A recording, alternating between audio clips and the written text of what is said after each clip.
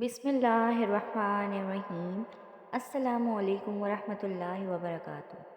अक्सर लोग ये शिकवा करते हैं कि सुबह की नमाज नहीं पढ़ी जाती। आज जो घर घर परेशानियां और बीमारियां ज़ोर पकड़ रही हैं वो यही शामत आमाल है। सुबह के वक्त अल्लाह आलिम कायनात में एक नई रूह पैदा फरमाते हैं। हज़रत अली रज़ी अल्लाह ताला अन्हा से किसी ने पूछा, मैं बहुत कोशिश करता हूँ कि सुबह नमाज़ पढ़ूँ मगर उठा नहीं जाता। मुझे रात को ठीक से नींद नहीं आती, रात को सो नहीं पाता और जब सुबह उठता हूँ तो पूरे जिस्म में दर्द रहता है और वो दर्द बढ़ता ही रहता है। हज़रत अली रज़ी अल्लाह ताला अन्हा ने फरमाया, ये नींद की वजह नहीं बल्कि जो तुम सारा दिन गुनाह करते हो वो तुम्हारी गर्दन में तोक, हाथों में हथकड़ी और पाँव में बेड़ियाँ बांधकर तुम्हें उठने नहीं देता। और जो शख्स रात को पानी पीता हो तो पानी कम कर दे, क्योंकि ऐसा करना सेहत के लिए इंतहाई नामुनासिब है। और रात को पानी पीने से जिस्म में ऐसा दर्द शुरू हो जाता है, अगर अल्लाह पाक उसे शिफा देना चाहें तो दे सकते हैं। अक्सर लोग ये शिकवा करते हैं कि सुबह की नमाज नहीं पढ़ी जाती, तो भाई इसमें कसूर किसका है? जब तुम रात के 12 बजे तक अपनी तफरीहात और लग़वियात में मशगूल रहोगे तो फिर सुबह कैसे आँख खुलेगी? ये सब नफ्स की शरारत है, क्योंकि तुम्हारे दिल में नमाज की कोई अहमियत नहीं है। इसलिए नफ्स तक नमाज के लिए नामाकूल अज़र और बहाने करता रहता है। याद रखो, नमाज का तर्क करना कोई मामूली बात नहीं है। ये अल्लाह जल्ल शाना की हुक्म अदौली है। दुनिया में भी इसका वबाल भुगतना पड़ता है और आखिरत में भी इसकी बड़ी संगीन सज़ा है।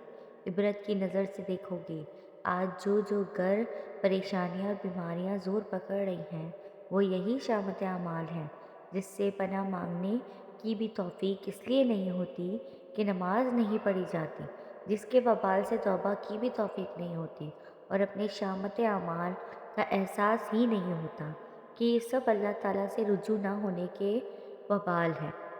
अल्लाह ताला अपना रहम फरमाए, अपने वक्त का इंज़िबात कर लो। इंशाअल्लाह अल्लाह ताला से बड़ी बरकत होती है और सब ज़रूरी काम आसानी से हो जाते हैं और नमाज़ें वक्त की पाबंदी के साथ अदा होती रहती हैं और दिल में सुकून रहता है। इसकी बड़ी कदर करो। हमारे हज़रत वाला थानवी फरमाते हैं कि इशा की नमाज़ पढ़ लेने के बाद अगर मैं देखता हूँ कि कोई दुनिया की बातें कर रहा है तो जी चाहता है कि इसको गोली मार दूँ। ऐसा ना कदरदान है कि इशा की नमाज के बाद की फजूलियात में मुब्तला हो गया। अरे इशा की नमाज तो तुमको सारे दिन की नापाकी से और आलूदगी से सबसे पाक कर चुकी थी और फिर तुम इसमें मुब्तला हो गए। इशा के बाद फिर वही लघु बातें शुरू कर दी, तो जब खुद दीदा दनास्ता अपनी आफियत बर्बाद कर रहे हो तो हम इसका तदारक क्या बताएं। फिर कहते हैं सुबह आँख नहीं खुलती, सुबह कैसे आँख खुले? इसी तरह उलमा और रायमा कराम फरमाते हैं कि जो लोग सुबह की नमाज के लिए नहीं उठते बड़े नाकदरदान हैं। ये वक्त होता है अल्लाह ताला की रहमतों के नज़ूल का। उस वक्त अल्लाह ताला आलम कायनात में एक नई रूह पैदा फरमाते हैं, एक नई ताजगी आती है, ज़मीन में रोईदगी पैदा होती है, फूल खिलते हैं, कलियाँ खिलती हैं, खुशगवार हवाएं चलती हैं, जिनसे जिस्मो जान में ताजगी आ जाती है। और इस वक्त तुम पड़े सो रहे हो, आलम अमकान में बेदारी का समा है, नबातात में नई जान आ रही है, हैवानात और परिंदों सब पर सुकून और फरहत तारी है और अपनी अपनी ज़बान में सब अल्लाह ताला के ज़िक्र में मशगूल है। उस वक्त तुम गाफिल पड़े सो रहे हो, तुम्हारे दिलो दिमाग सब बेहस है। ये बड़ी नाकदरी की बात है। फिर कहते हैं कि सेहत ख़राब है, वो बीमारी है और ये परेशानी है, फलां काम में रुकावट हो रही है। आए दिन तरह तरह की बीमारियां पैदा होती जा रही हैं, क्योंकि तुम फितरत के खिलाफ वर्जी कर रहे हो। तब ई लिहाज से भी देर से सोना और देर से जागना दोनों मंजर है, तंदुरुस्ती ख़राब हो जाती है। तो हमें जल्दी सोना चाहिए और जल्दी उठना चाहिए। तो आइए अब हम आपको आज की वीडियो में बताते हैं कि नमाज फ़जर के लिए हमें कैसे उठना चाहिए। हर बालिग मुसलमान और औरत के लिए 5 वक्त की नमाज़ पढ़ना ज़रूरी है اور یقیناً آپ کے لیے بھی نمازوں میں سب سے زیادہ مشکل نماز فجر کی نماز ہوگی، جس میں نیند کا غلبہ اس قدر ہوتا ہے کہ انسان بامشکل اٹھتا ہے۔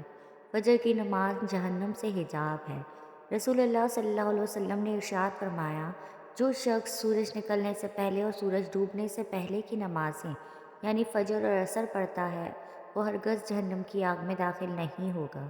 فجر کی نماز جنت کی زبان ہے۔ کچھ لوگ کہتے ہیں جی کوشش تو کرتا ہوں، فجر کی نماز کے لیے اٹھا ہی نہیں جاتا۔ کچھ لوگ کہتے ہیں جی اٹھ تو جاتا ہوں، بس ہمت نہیں پڑتی کہ جی ایسا ہوتا ہے۔ کچھ لوگ کہتے ہیں بس الارم لگایا تھا، الارم تو بجا لیکن بات نہیں بنی، بس اٹھ کے بیٹھتا ہوں پھر سو جاتا ہوں۔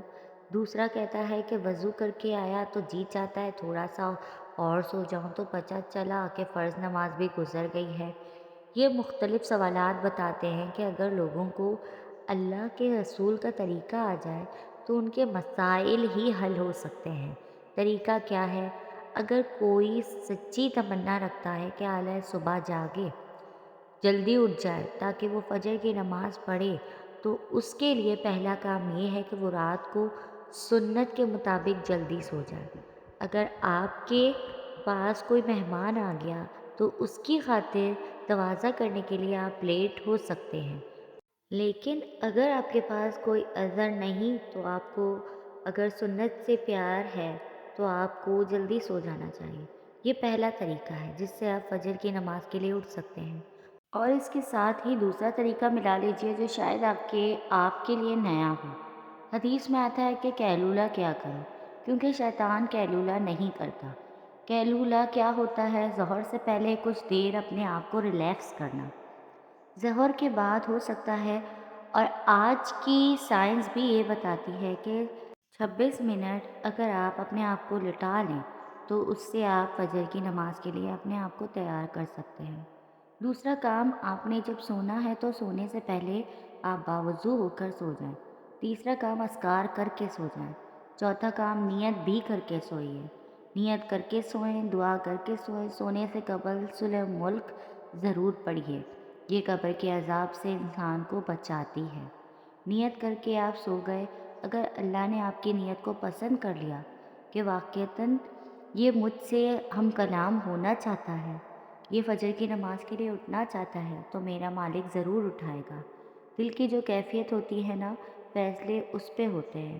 آپ اٹھے ہیں، بہت سارے اٹھنے کے بعد بھی فیل ہو جاتے ہیں، شیطان انہیں ان کو اٹھنے نہیں دیتا۔ آپ صلی اللہ علیہ وسلم نے ایک کام کیا ہے۔ آپ صلی اللہ علیہ وسلم کی ایک سنت مبارکہ ہے کہ جب آپ صلی اللہ علیہ وآلہ وسلم اٹھتے تو عبداللہ بن عباس رضی اللہ تعالیٰ عنہ کہتے ہیں، غور کیجئے گا، جب آپ اٹھے ہیں تو اٹھ کر آپ بیٹھیے، بھاگیے نہیں، دوڑیے نہیں، کتنا ٹائم ہو گیا۔ یہ افراتفری دین میں نہیں ہے۔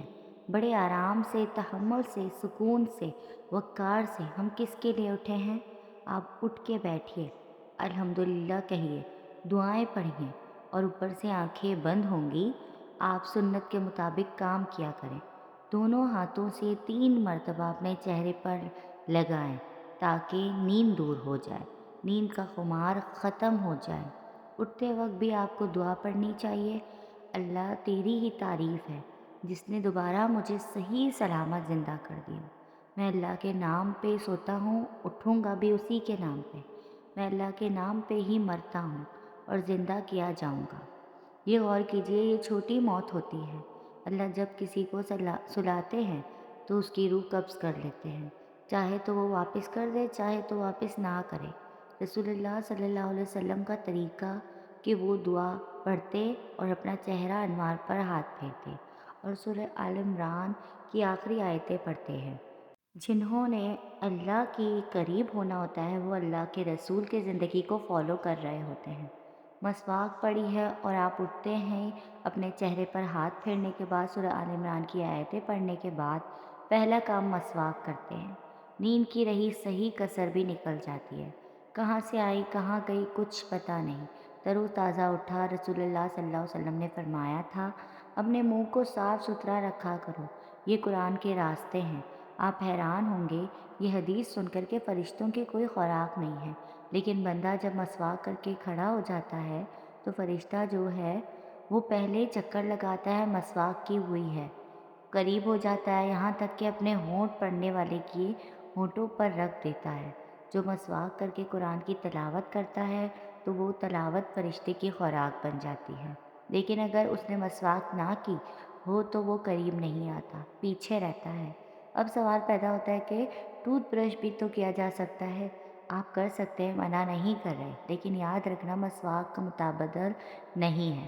یہ مسواک کرنا سنت ہے اور جو اس کے فوائد ہیں آپ تصور نہیں کر سکتے۔ تو اب آپ کو کیا کرنا ہے کہ رات کو جلدی سو جانا ہے، رات کو سونے کے مسنون اعمال کر کے سوئیں، کسی سے صبح اٹھنے کے لیے کہہ کر سوئیں، الارم لگا کر سوئیں اور الارم کو اتنا دور رکھیں کہ اپنے اسے بند کرنے کے لیے خود چل کر نہ جانا پڑے۔ آپ کو میری ویڈیو پسند آئی ہو تو لائک، کمنٹ اور شیئر کریں اور میرے چینل اسرا یوسف کو سبسکرائب کریں۔ جزاک اللہ۔